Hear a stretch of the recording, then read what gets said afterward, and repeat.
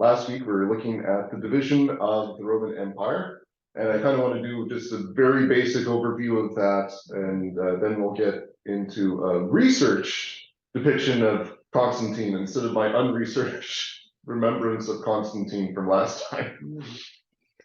But yeah, it helps to be reminded of this stuff before you have to teach it.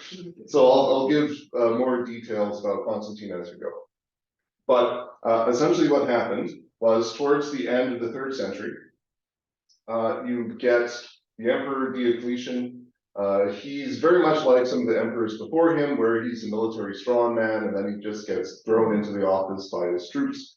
Well, I think that's a little bit forceful for Diocletian. He did have a lot of good chops. But essentially what Diocletian did in order to make sure that he would survive and the empire would survive was to divide it. And eventually it became divided into 4 pieces.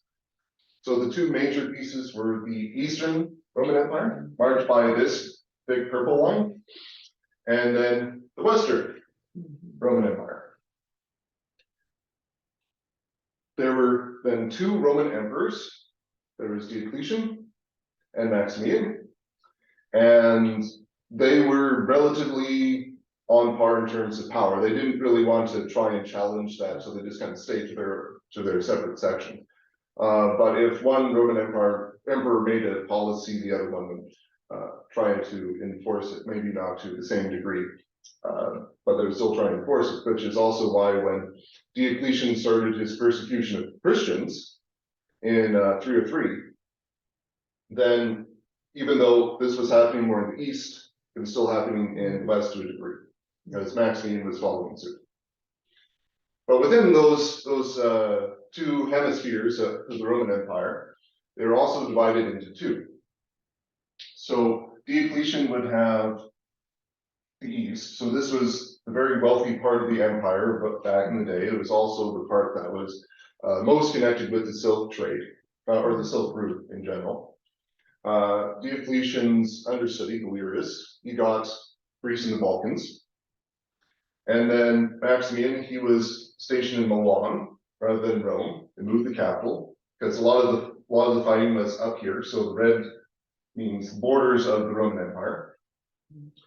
So there's lots of fighting up here against various German tribes. So he wanted to be up closer with that. And he would control basically, well, some of this area, Italian peninsula, Spain, and then North Africa.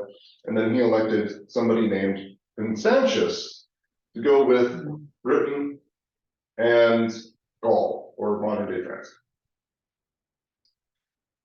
Okay, in 305, Diocletian and Maximian retired. So this lessened the persecution a little bit on Christians, but it's still going on. But you have now Constantius here in control of this area, and you have Galerius, who is here, now in control of all this area. They also elect Caesars, emperors below them. Caesar was the sub-emperor, Augustus was the head emperor. And then they continued. But Constantius doesn't really live long. And this is where we start getting more into Constantine. So Constantine, he comes into play as the son of Constantius. Born in 272, he actually gets transferred over about the time his father becomes emperor, the Caesar here. So in 293, thereabouts, Constantine gets sent over here, the capital of Diocletian, as a hostage / soldier. So Diocletian has Constantius' son. It's a smart political move, and one that's happened throughout history, where you just like, yeah, your children are in my court now. So, but Constantine was treated well. He was a major player in Diocletian's court. He learned a lot growing up, so this is why he was so capable later on. But once Diocletian retired, 305, he went over here, back to his father, where he wasn't under threat of death, among other things. But during some campaigns against the Germans here, his father, he became sick in 306. So Constantine was just back for about a year when his father got sick and died. So Constantine then became Augustus, head of all this within a very short period of time. Now, things weren't as smooth as you would hope, because pretty much immediately as he got into power, you get challengers. So Diocletian, who still wants to be head over everything, he has influence over his co-emperor Galerius, who becomes head of all this, and Galerius, who grew up with Constantine in the court, didn't think that Constantine was anybody that he really needed to care about. So as political favors, he starts trying to meddle in all the politics here, as one does. So there ends up being two head emperors. There's Constantine, who's head emperor by heirdom, as well as, or inheritance, I mean, as well as by acclamation of his troops. So his troops also went, yeah, you get to be emperor now. And then there's some guy named Licinius. And Licinius, he is recognized as head emperor by this dude over here. So Licinius was automatically promoted up to same level with Constantine. This does not go well, of course. But before Constantine can try and level that out, there's still a whole bunch of skirmishes and other things along the border with the German tribes. So this doesn't really get resolved until you have the retired emperor, Maximian. He retired in 305. He was head over all this. He retired in 305. He starts up back in Rome, or around Rome anyways.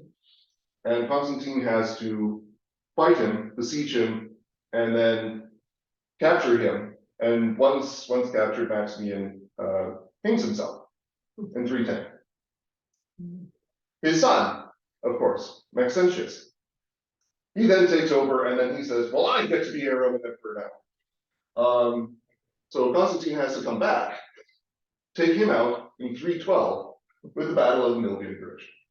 And this is really when Constantine really tries to consolidate his power. So he tries to stop this rebellion, takes him out, but he does so now more as a Christian, because during the Battle of the Milvian, or right before the Battle of the Milvian Bridge, when he's about to cross, he has a vision in the heavens of a Latin cross, so just a straightforward cross. And he has the words, in this sign or by this sign, conquer. Yeah. So with his troops then, he starts ordering them, maybe around this time, maybe a little bit afterwards, to start painting the Chi-Rho, or Chi-Rho. Very familiar symbol to Christians. So the Greek letter Chi, or Chi, looks similar to an X, but it's a. And then the Rho looks like a P. is the Greek letter R. So what you do is you combine these two things, and you get this. Yeah. So a very familiar symbol for us. Basically, it's taking the first two Greek characters of Christ. So Chi-Rho, so it's Christo, or Christos, if I'm actually being brief. So Constantine is recognizing himself as a follower of Christ, at least nominally. And at the Battle of Milvian Bridge, he takes out opposition here, and then he goes up to Milan to talk to the other emperor, recognized by Galerius over here. So he goes to Licinius.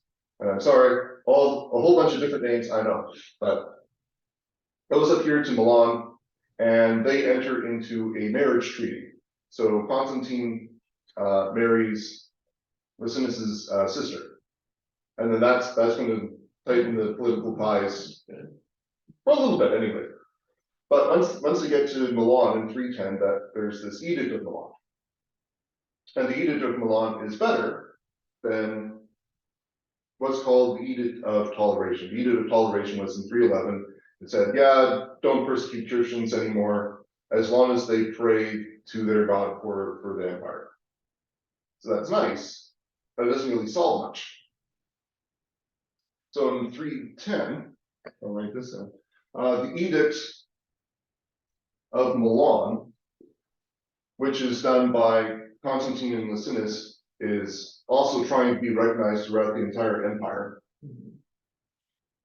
Because, well, yeah, when one side does it, the other side kind of has to follow suit, at least to some degree. But the Edict of Milan is now going a couple steps beyond the toleration. And what it's saying is, Christianity is now a recognized religion in the empire. So you're not just supposed to tolerate it, you're supposed to recognize it as an actual religion, along with every other religion. So it's also kind of religious tolerance in how we understand it today, where all religions are supposed to be welcomed, in the sense that you're not supposed to target any one of them and go like, nah, that's not a real religion, and you go after the people. So basically it's saying, well, Christianity is a recognized religion in the empire. And what is more, all the property that was taken during the persecution must be returned. If you took this, then you have to give it back. If you bought this property after it was taken, you have to give it as a gift back to the Christians. So everything has to go back. So this is a huge thing for Christianity. It's like, whoa! So not only are we just tolerated, we actually have rights restored to it. And that's one of the other things. It's like, since Christians are recognized now, all rights to them are restored.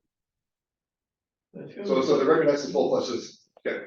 Was that in one step? Like one step is not to persecute them, but the other step is to recognize them and let them be. Is that in? Yeah. Those are two different steps. So there was the Edict of Milan in 313, but there's also the Edict of Toleration in 311. So the Edict of Toleration said don't persecute them, as long as they're doing what they should. Didn't really stop too many people. But the Edict of Milan is what actually said, like, you have to recognize them as good citizens, and you have to give all their property back. Because the Edict of Toleration didn't come with Constantine, this came with Galerius, who was reigning in this area. So Galerius, he basically had almost a deathbed conversion, in the sense that he decided a few days before he died, yeah, I should stop persecuting Christians. And then he did. And then he died 5 days later, so it wasn't. I guess. The emperor who like is Caesar, so he was the head emperor, he was Augustus, is Caesar. He did recognize this for a little while, and then he started persecuting Christians again. So it didn't really stop too much. So they really did need the Edict of Milan with Constantine. But Constantine could only do this a little bit later, because that was the only time when he actually had enough political clout left to actually do this. So he wasn't fighting along this border. He wasn't fighting rebellions in the Italian Peninsula. He could actually start to, and he didn't have to worry about the other emperor in this area. He could actually just focus on this. So Edict of Milan, there you go. Now briefly, I'll very briefly go into some of the rest of Constantine's career, because I just kind of want to tie that knot before we move on. Once Constantine has a political marriage relationship with Licinius, so marries his sister. They do sort of get along for at least a few months. Yeah, they at least make it to the next year, 314. Successful marriage. And then Licinius starts going like, I want some power, and this isn't this isn't uncalled for in a sense. It's what ends up happening is Maximinus, not to be confused with Maximian, nor Maxentius. I know, why don't they just make different names? But the emperor who's here, he took over after Galerius, decided, I want to be more powerful. So what he ended up doing was he went beyond this border and entered into some military operations here, not too far away from Licinius' capital in Milan. So towards the end of 313, Licinius takes out this army. The emperor goes over back to his capital and probably dies later on in the year. So Licinius, by military victory, if you will, now controls this. Not just his little sliver over here, he controls the entire east. And recognizes himself as leader in that area. So he actually moves his capital later on. So now he thinks that if he's the Augustus here, he should have control over this. It starts leading into some battles and political maneuvers that go on for the next 10 years. But finally, after a few successive battles, as Constantine kind of chases Licinius and his allies over, Constantine finally captures Licinius in 324 and kind of forces him to abdicate. So Licinius abdicates his power and goes into retirement, if you will, forced retirement, leaving Constantine everything up. So he's the sole Augustus, the sole head emperor, and during the fighting, he had to bring up his sons as Caesars, the sub-emperors, to make sure that they can properly command the army and do what they need to do. But Constantine now controls everything, and he decides to make a new capital in Constantinople to try and more effectively rule the empire from a single capital. And that's really when Rome starts to fade out of importance. The final kind of knife in the side for the city of Rome being important was the sack of Rome in 410 by the Goths. The Goths were a Germanic tribe who came down and they did a whole bunch of stuff, but one of the things they were definitely known for was the sack of Rome in 410, almost a century later. And since then, Rome never fully recovered. But yeah. Anyways, so Constantine becomes sole ruler, not when we're just about to look into, but a little bit afterwards. But I want to talk about more what's going on in the battle, after the Battle of Milvian Bridge, especially with the Edict of Milan, which is now allowing Christianity to come back into vogue. Because now that Christianity no longer has to deal with persecution or the fallout, or nor the fear of persecution, nor the implications that they're going to be arrested anymore. Now that they can come back into prosperity and they have all their property brought back to them, there's going to be some issues related to, who gets what and why. And this is going to be somewhat political, but it's also going to be very much theological. But there's some argument whether the theological is just subordinate to the political. So are these political power grabs and disagreements, or should we treat this more as a theological issue? Just a stupid question. Yeah. Were there any effective popes in all that period? And did they have anything to say in these matters? I mean, we're talking about Christianity and Rome, and there's supposed to be a pope, but what is he doing? Well, we're going to get to a pope pretty soon with one of the main disagreement I want to focus on today. But this is still well before the papacy is recognized as a major player, because it's not really until you get to Leo I in the middle of the 5th century, so about another 150 years almost, oh, a little bit less, but a fair time later, where he starts trying to promote the papacy in Rome as the head of the church. Now, and this leads to a whole bunch of different disagreements much further down the road. But even when Leo is promoting this, it's not recognized nor really acknowledged by Beast. So yeah, and you have this map, because Leo is going to be over here. You're going to have major bishops, Antioch, Alexandria, Constantinople, and then a few other places, and they're all this way. Oh, yeah. Rome tends to be the only major bishopric in the Western Empire, the Latin-speaking empire. Whereas in the Greek-speaking part of the empire, you have several major bishoprics who are playing together.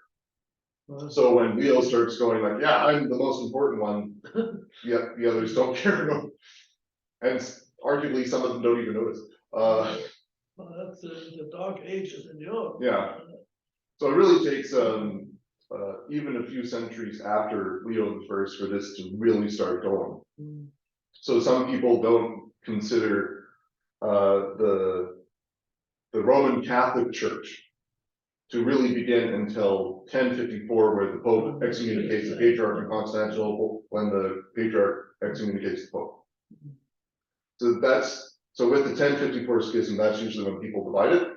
But I tend to try to divide it with Leo I, because he's the one who starts trying to promote this stuff, which didn't really occur before him. I think it's a funny name, Leo being a lion, and the Christians are being fed with a lion. Well, he sort of lived up to the name, because I talked about the 410 sack of Rome. So in Leo's day, in the early 450s, yeah, that was the days of Attila the Hun. And yeah, during the last period of time when the Roman people ticked off Attila, and he did one last military campaign, he broke through pretty much all barriers. So Attila's people, they're more over here, and he usually fought in France, modern day France. But for the last hurrah, he broke through all the barriers, went straight down, went into the Italian peninsula, and he made it to the borders of Rome. And basically, Leo I, on behalf of the Roman people, went out to meet Attila, like in front of the city. And we don't have a record of what on earth he said, but basically he was able to convince Attila just to steal a lot of the treasures in the city and not to do mass killing and raping. So he saved most of the populace's lives. And whether or not this played into Leo's ideas of his grandeur, I don't know. But he was fairly instrumental in saving a lot of lives. So I have to give him props for that. But that Rome must have been quite a mess at that time. Oh yeah, because yeah, it never recovered from the 410 sack about 42 years earlier. Anyways, so we're going back to the 3rd century, sorry, early 4th century. But even before that, I wanted to cover some of the ground in the major persecutions of the Christian Church. So there was the Severan persecution. I'll save time enough, right? Persecution. So this was about 202 to 204. Around then, Severus reigned beyond that, so things were still going on, but those were the main years. And if you have any memory of what was going on this time? But where, in Rome or? Everywhere, because this was the entire empire. Well, it was slowly coming to the end, but, In 202, 204. Okay, so with the second persecution, Severus wanted worship of Sol Invictus, the sun god. oh, Among other gods, but okay, basically he wanted everybody to worship pagan deities. okay. So Christians and Jews refused. So mass execution of Christians. And this was kind of empire-wide. And one of the big names was Saint Ignatius of Lyon. So Saint Ignatius was the one who was writing against a whole bunch of heresies in like before 200. So he was a very major figure within the church. He's also a bishop, and he was killed under this persecution. So that's what's going on there. But it was able to be stopped, and not as many people had to fear. The next major one was the Decian persecution. And Decius was only emperor for a very brief period of time. So this was 249 to 251. So still just another couple years. So what was going, do you remember what was going on in this one? So when they were arresting and trying to force? Yeah. So it was the same idea that, so worship of pagan deities, that was the idea. So same thing. But instead of killing everybody, what they did was arrest them for the idea of apostatizing them, to convert them. Oh. So they were trying to, Cover up and- yeah, so they were trying to arrest them to try and force them under torture to sacrifice to the pagan gods. oh, yeah. So this is very different from Hmm. the separate persecution where everybody just got to be martyred. But now you have everybody being arrested and surviving, and they're going, how can I endure all this torture? And that's a very different question. Because, well, as St. Paul says, for me to live is Christ and to die is gain. Because Paul is recognizable. He says this in Philippians chapter 1. Because he's thinking that, well, yeah, if I die, I just go to see my Lord. Mission accomplished. And that's more or less the attitude of the Christians dying here. Is they go, yeah, I just get to be with my Lord. This isn't as bad as it could be. I'm still saved in Christ. But for here, where they're just torturing you or arresting you and for getting you in prison, yeah, it's a very different dynamic. And you have to undergo a lot of psychological issues, spiritual issues as you try to reconcile with this. So after this persecution, there's a huge group designated as the last. Yes. So those who fell away but then came back.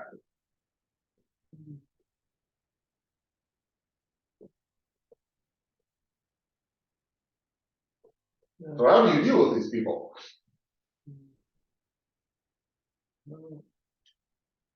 Or what were a couple of the ways that were proposed? They will have a tough time.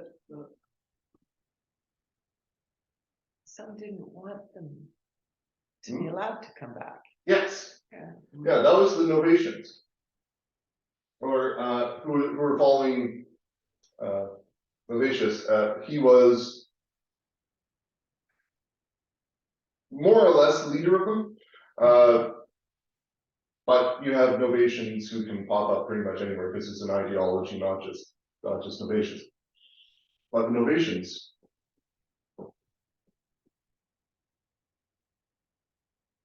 said there is no salvation for the lapsed. They're just gone. They cannot come back to the faith. Whereas when it actually came to a whole bunch of different councils and they were trying to discuss what's going on, they eventually decided, well, if they did fall away from the faith, however, Christ still died for them. So died for the sin also of apostasy, because Christ died for sins. Falling away from the faith is a sin. Therefore, Christ died for them. So you still have to wrestle with that and go, yeah, well, they should be able to come back. But let us make them go through a period of penance.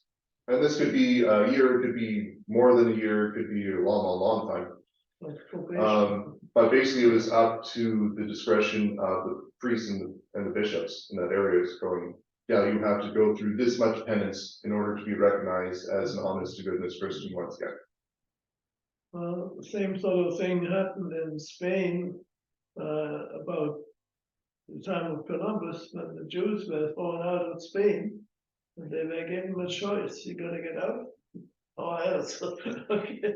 Well, I think that's a different thing. Because I don't recall any Jews going, well, how do we go back to Judaism? No, they went to North Africa. Anyway. No, well, they went to quite a few places.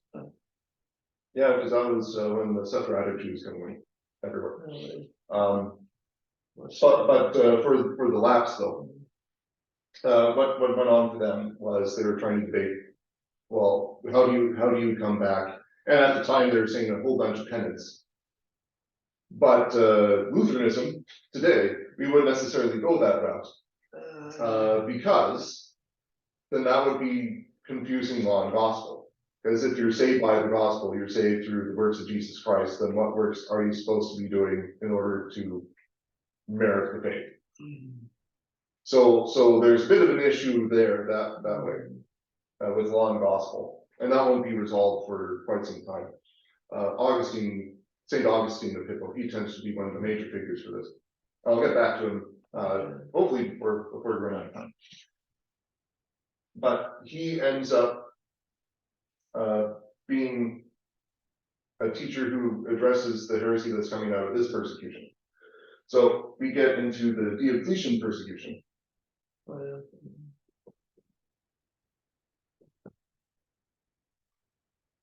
And this is 303 through 311. And also have here 311 to 313, because the Edict of Toleration didn't sort of stop it, but not quite. So, what did the Diocletian persecution mandate? They took everything from the Christians, made them non-entities But why? to worship. Yeah. Yeah. So again, very common theme is always to worship other gods.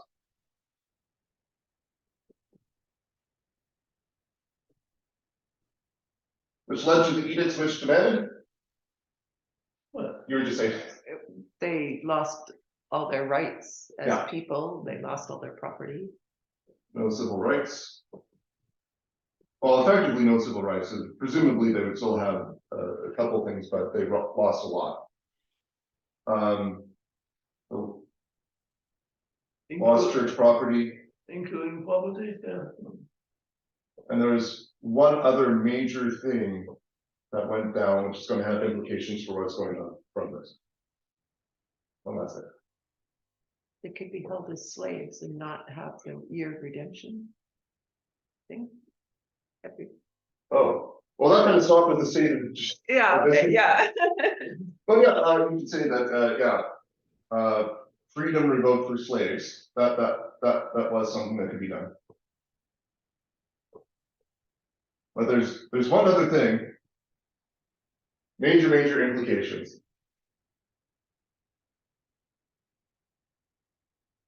Because when the people, when they're, or when anybody, this is kind of worldwide, any people group, if you take away their civil rights, what do people do? Complaint. Not just complain, but Revolt. revolt, there we go. Because if you take away their civil rights, they no longer have a voice, so if they complain, nobody's gonna bother to hear them, so then they go into open revolt, open rebellion. So in order to quell these people, and what might you do?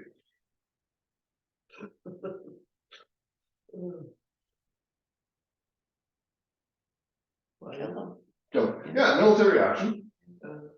Or And that's what the Roman Empire did, but there was also something that they decided to do, that was the non-violent action. So this is the other route you can also take. China is also doing this kind of en masse too. exhaust them in the army. Well, no, they didn't want them in an army because they thought that Christians would not properly worship gods and they'd fail in combat, so they wouldn't do that.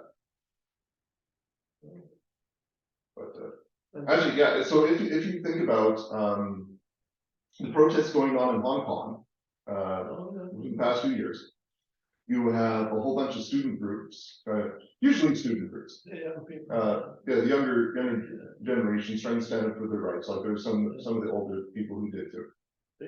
And China doesn't necessarily want to engage in mass slaughter because that's bad PR. So what do they try to do for the people? Or who do they target specifically among the people? Leaders. The leaders. Yeah. Yeah, so with the revolts in Hong Kong, if you were in Hong Kong and you were a leader, they would arrest you. If you were a leader of the Hong Kong movement and but you were abroad, which some of the leaders were, because they were trying not to be arrested, there's a whole bunch of kind of arrest warrants floating around on the internet, so they would try to persecute you even when you're away. The idea is that you try to leave the people leaderless so that they can't revolt. So that was what was going on here. So there were mass arrests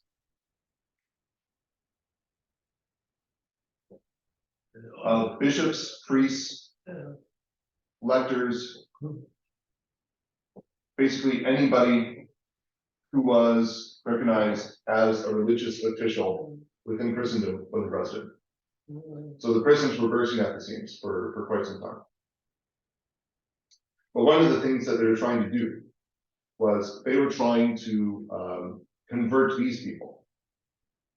And so make them worship false gods.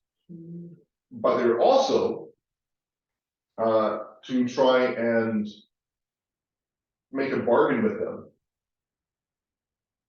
So they're all already persona non grata. They already don't have any civil rights. But one of the ways that the state could bargain with them was part of the edicts was also to destroy scripture.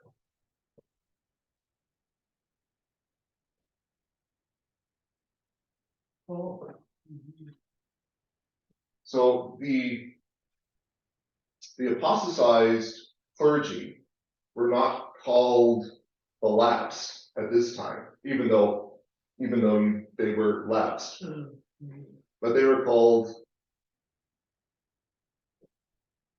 traditors,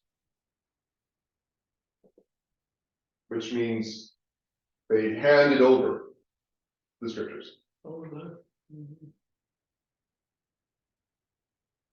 handed over scriptures.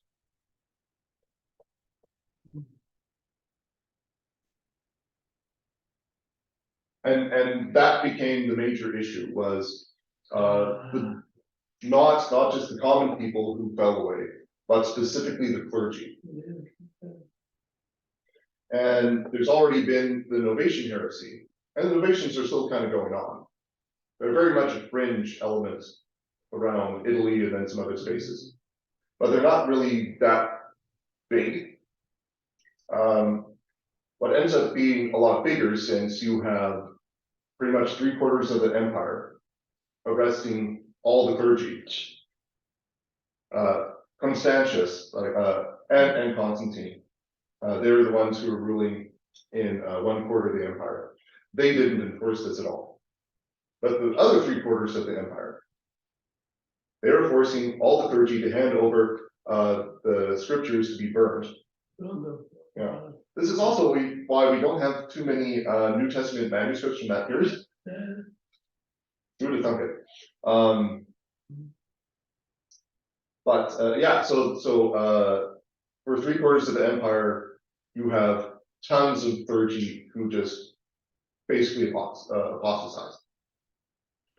Now, the same thing happens with the Decene persecution, more or less, where once you get to the Edict of Toleration, 311, people start coming back to the church. So the Christians, as long as they're praying for the empire, for the well-being of the empire to their one God, they're fine. They're not going to be persecuted. So you release all the clergy, all the bishops, the priests, the lectors, everybody else. And now they have some people who have handed over their scriptures and lapsed in a sense, but you have others who have not. So you still have the two groups, and you're not necessarily going to follow the same way as the Novatians. You're not necessarily just going to say, well, there's no salvation for them, because that has already been dealt with at large. So you're going to get a brand new heresy. Of course, yeah. Because that's what happens. That's what happens.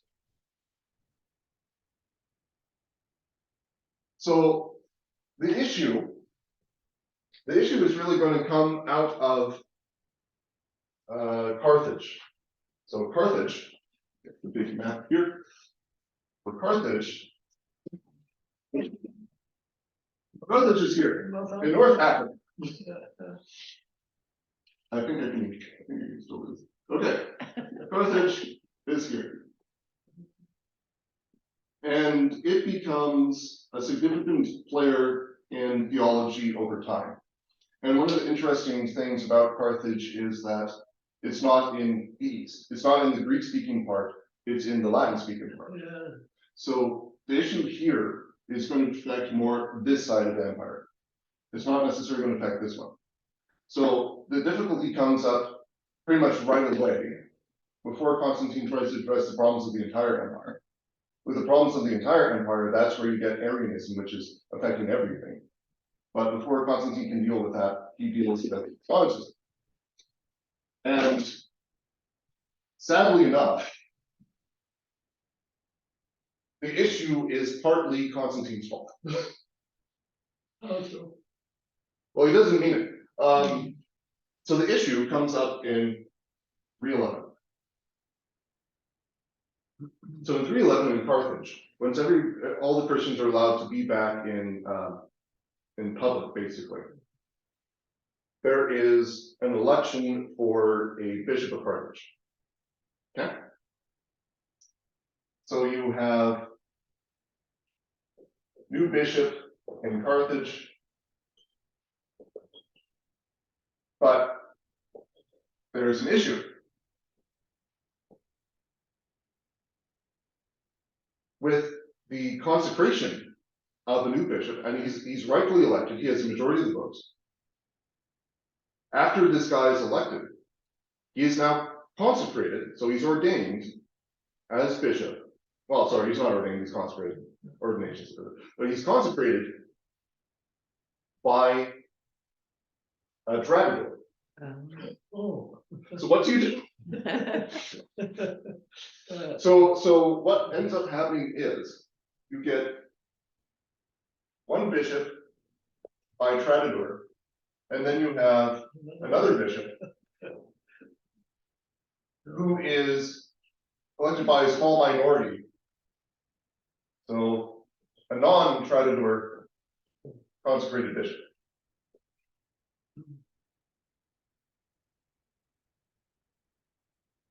Yeah. So, One of the issues is this guy dies right away. natural causes. Hmm? By natural causes. Presumably, yes. But then you get Donatists, and this is where you get the Donatist heresy. So he wasn't exactly the first, but he was the first major bishop who actually made a big stink about this, because he was the one who really came about. So during the Edict of Toleration in 311, they're able to start coming back, and they have this issue. Now this issue is going on for a couple of years until they get to 313 with the Edict of Milan, and now all the property has to go back to Christians. One of the issues now is Constantine trying to make things right.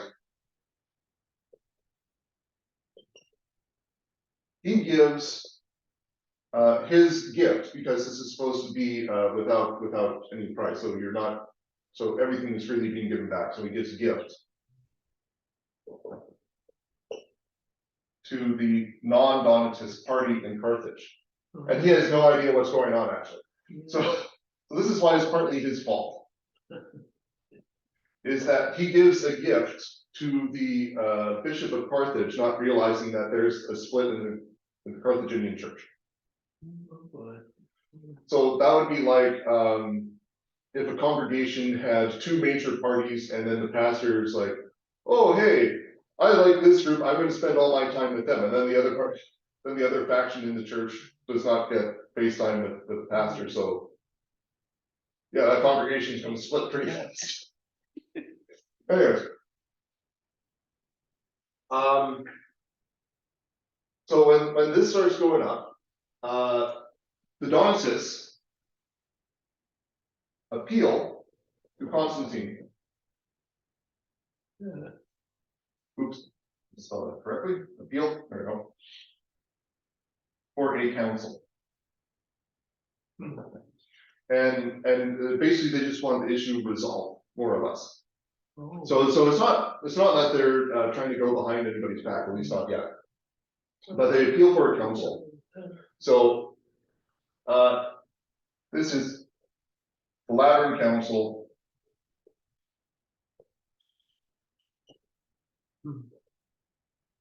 of 313, led by Pope. And I don't really like using that term Pope, because that term hasn't really come into vogue yet. Because it only comes up more with Leo I in another century and a half. But you have Pope Miltiades. So he's the head bishop in Rome. Sounds like a Greek name, but anyway. Anyway, but Miltiades, what he does is he has this council in Rome, or in that general area anyways. And the main presiders in that council is a whole bunch of bishops in the Italian peninsula. Now, Carthage does send some of its representatives, some of its Donatist representatives over, but they're following the rules of the council that are Italian, not Carthaginian. Yes. So the Donatists walk out, and then they lose by default. Yeah. So now they're even more, now they're angrier. Oh boy. So now they appeal for a second council, a different council, and this is the Council of Arles. So this is actually in modern day France, so Arles in France. But what they were really hoping for was they were trying to appeal to a completely different area, which would hopefully be sympathetic to their cause. Yeah, it wasn't. So it condemned the Donatists as heretics, and rightly so.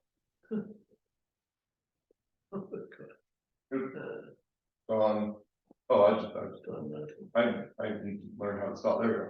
Donatists. Yeah. So what? I'll get to their heretical beliefs soon, but I think we can try and cover this pretty fast. But basically, condemn them as heretics. And since they lost all this, and Christianity is now being backed by the empire, because they're recognized as one of the official religions of the empire. Not the official religion, that doesn't come until 380. But they're recognized within the empire, and they're backed by Constantine. And Constantine's going to follow whatever the councils decide, because he doesn't really know too much about Christianity. Did Constantine, become a Christian himself? No. I have no reason to doubt that he did. Like, he probably didn't understand Christianity too well, but he was, by all measures, seems to be a Christian, a very uneducated Christian, but a Christian. And he's very educated politically and socially, but not so much in terms of religion, which is why he kept calling councils, because he didn't want to figure this out for himself. He trusted people who were more capable. So when the Donatists were condemned as heretics, they were kind of thrown to the wayside, and they're still in North Africa. They were still in North Africa, but they were now in the rural areas because they did not want to be in relation with the actual civil body, because they're disenfranchised by the political rulers, so they didn't want to stay there. So Donatists ended up being on the fringes of society, and this is how they basically became known as thugs and robbers, because they hung out in rural areas, and they basically tried to rob people on the road, or condemn or beat people up for being Christians, Orthodox Christians. And yeah, they just did not have a good reputation, because yeah, if you're not owning land to cultivate it, you're going to be doing some thuggery. And the Donatists, they survived for quite some time. So they were kind of outlawed 314. Augustine dealt with the Donatist heresy in the early 400s, so a century later. Okay. And he actually showed that, yes, indeed, in fact, this is a heresy, we should get rid of this. And then there was massive persecution from the government based on this, and then Augustine was like, no, you shouldn't be doing that. But that's what happens, unfortunately.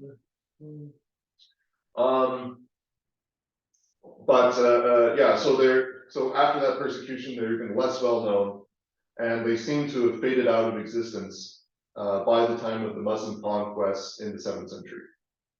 But they really did not have too much going for them. Yeah.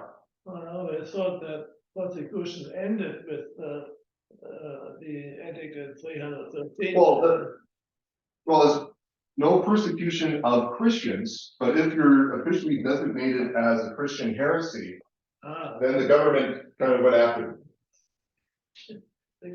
Yeah, so Augustine, in the spirit of Christianity, was like, no, don't do this, but government officials with power, what are you going to do? They're just going to do it. Okay, so we are out of time. So unfortunately, I can't get into what the heretics actually believed and why it's wrong, but I'll save that for next week. Because this even has implications for us today, and in far more subtle ways than people really imagine. Because I would argue that certain, or rather a certain church body nowadays does Donatist stuff almost regularly, and there's been a few incidents within the past few years which really brought into question, how do we know that we're saved? Or at least for that church body, because it's not good. It's not good. Anyways, on that note, let us pray and head up to worship. Dear Lord, Heavenly Father, we thank and praise you for giving to us officials within the government, that they might look out for us as people and for securing our rights. We ask you, O Lord, to be with all those in governments, that you guide them by your will, that you show them the scriptures, and that they might do your will here in this world. We ask you, O Lord, for all those in power who are not wielding their power in honor and truth, that they be so changed by your good and gracious will and word to do what is best for your people here in this world. Thank you, O Lord, for hearing our prayer and guiding us with the true King over all creation, Jesus Christ our Lord, in whose name we pray. Amen.